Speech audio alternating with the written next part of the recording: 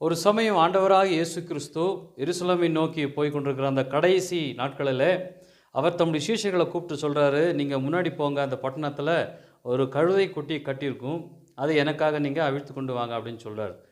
அப்போ அவங்க நேராக இயேசு சொன்ன மாதிரியே சீஷர்கள் போய் அங்கே கழுதை குட்டி இருக்கும்பொழுது அதை அவிழ்த்து கொண்டு வரலான்னு பார்க்கும்போது அங்கே கேட்குறாங்க, யாருக்கு ஏன் இதை அவுக்குறீன்னு கேட்குறாங்க.